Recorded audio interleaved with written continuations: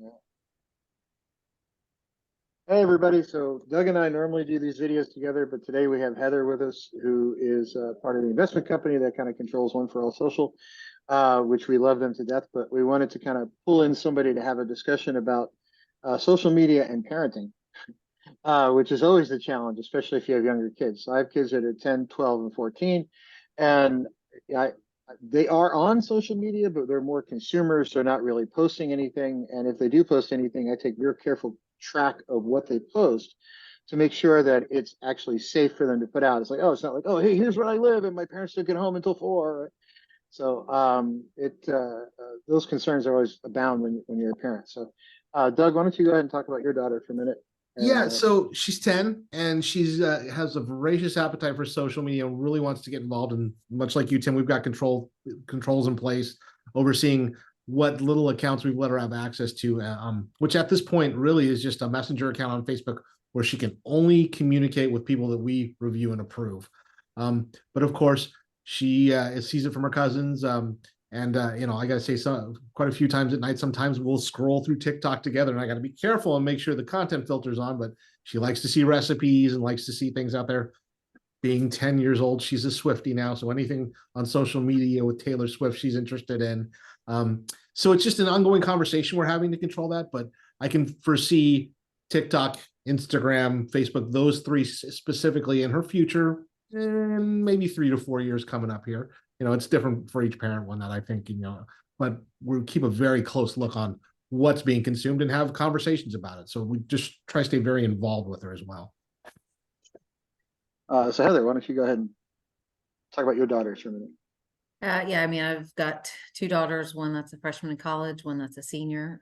When they were young, like your kids, they didn't get phones until they were 13. They didn't have any kind of social media account until they were probably 14.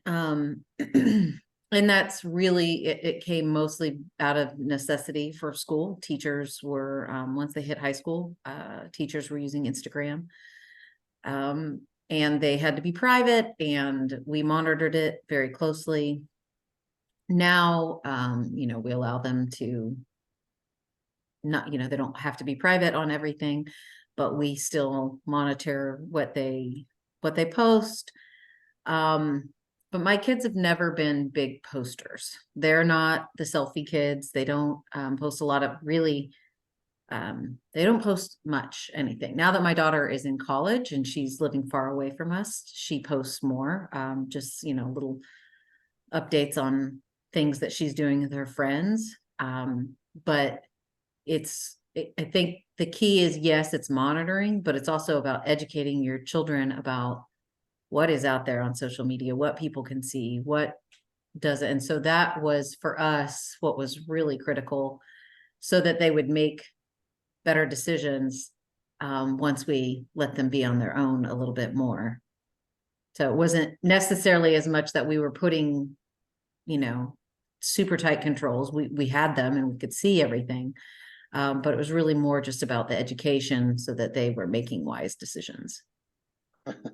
So I noticed, so schools, like even my son who's in the 8th grade, you're starting to see a lot of the communication between teachers and even parents is coming out on like Facebook groups and Messenger and all kinds of other things. And I think it's to help the teachers stay a little bit, keep their home personal email addresses anonymous, and maybe not clog up their school email address quite so much. But yeah, I've noticed even like some of their group projects are starting to be, heavily use of Messenger and other applications. So I think it's important for everybody to know that, like, I've seen some parents that are like no social media whatsoever, and that's great. But even with the Messenger, like what Doug's daughter uses, my kids had the same one for a long time. It literally, they cannot connect to someone or communicate with them unless an adult on my side and on the other side actually agree. Right. So there are some ways to actually allow kids to have some exposure, but very tightly bound who they actually talk to. And it actually, like, Messenger sent me a note the other day, like, hey, your daughter blocked this person. Right. So she actually blocked somebody. And it gave me a chance to go ask her, like, why did you block this person? Did you do it on purpose or not? and it gave me a chance to actually know what was going on with my daughter in a way that I might not have figured out otherwise, because it Yep. turns out the other kid was saying stuff about her, and so it actually, believe it or not, actually helped me stay more connected to my own child Yeah. to kind of know what was going on between her and her friend.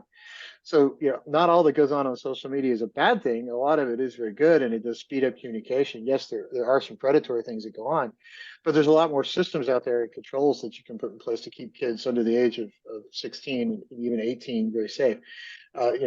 My 14-year-old, he tells me everything anyway, whether or not I want to know it, Right. which is sometimes scarier than it sounds. But it really is an interesting way to let your kids kind of have that little bit of freedom that we didn't have growing up. So Yeah, and um, it's also very different from, I mean, just the difference in when my two oldest were in middle school versus now when my youngest is in middle school.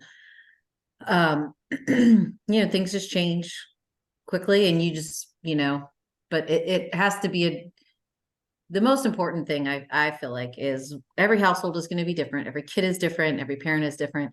It's not just necessarily one size fits all, but it's about actually having a conversation Yes. and being engaged and laying out the foundation, and then you can decide what is best for your kid, because some kids it may not be good for them to be on social media that young. It just may not. It depends on the kid.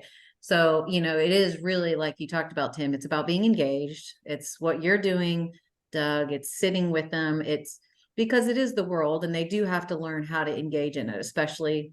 It's not going away. Social media No. stay. So Yes, but you have to choose when is the right time for your kid, and it may not be the right time that everybody, I definitely heard a lot of, well, everybody else has this, right? They were the last ones to get phones. They were like, so, but you do have to you have to have conversations, and you have to all be, on the same page. And then, you know, you kind still of go funny you from say that. there. We are I'm part of a parents group, Facebook Messenger group, a parents group for my daughter's school, and it's all parents of kids in the same grade. And we've all agreed that all the kids, so they can't pull this, oh, well, this person has that, and this person has that, that they're all not looking at mobile phones until they're 13. They're not getting their own mobile phones until they're Yeah. 13. And that's about when we'll all start sharing in the parents group. Okay, what platforms do we think are appropriate for them to at least start sharing with each other on, and that sort of thing. So, Yeah. we're lucky in that regard that we've got kind of a community. But you're right, it's about the conversation, and on top of that, we also limit the time on electronic devices as much as well. Being a technology guy, I love my computer, my phone, everything, but balance, right? So it's a balance of, okay, you can spend this time here, but if you're going to do an hour on the iPad on creating content, or because she loves iMovie in my case, and she wants a YouTube channel.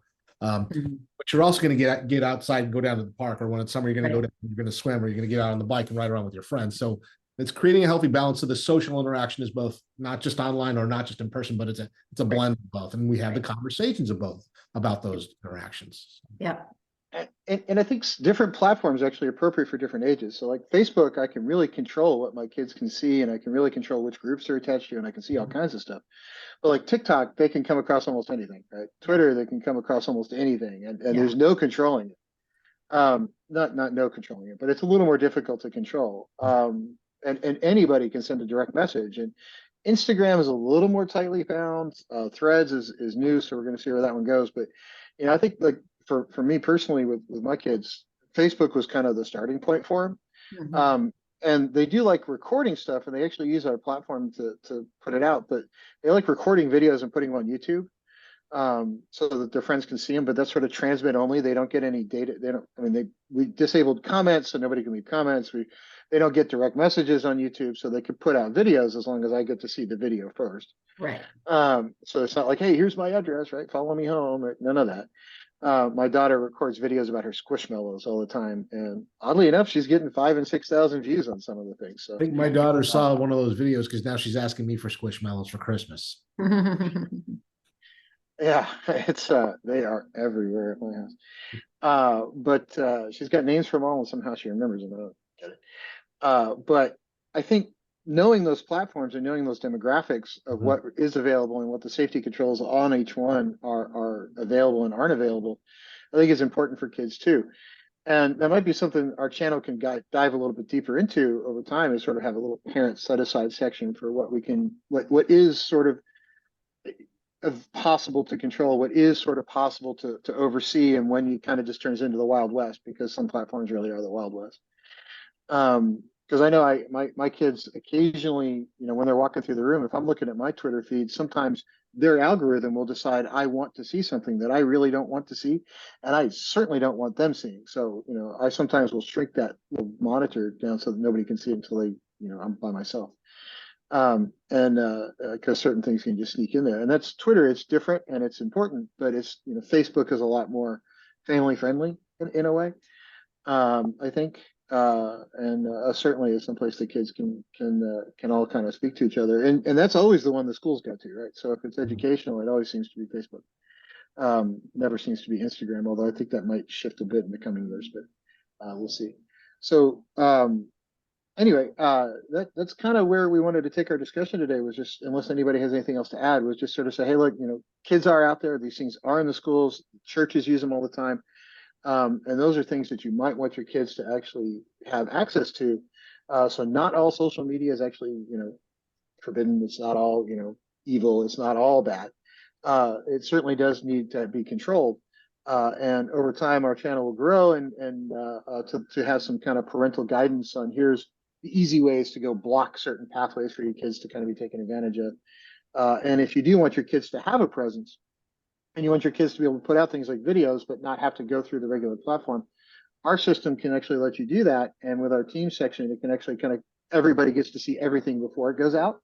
And you can allow your kids to record something and say, okay, they can put it in there and write the post, but they can't necessarily send it out to the platform until a parent looks at it and approves it. So we actually do have those kind of controls built into our system as well. So there are platforms out there that actually kind of help you with that whole process, like ours. So let's go around. If anybody has anything else to add, now's the time. Just to cap off that thought, it is about the constant conversation, not just monitoring, but the conversation with your kids and educating them.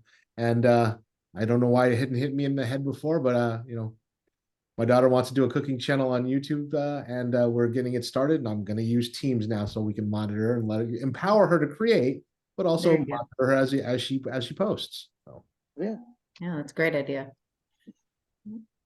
Okay, well, thanks everybody for your time today. We'll probably pull people in again. Heather, we'll certainly have you in off and on as we discuss the sort of family stuff. But thanks for getting us kickstarted on the whole family-friendly parts of social media. Absolutely.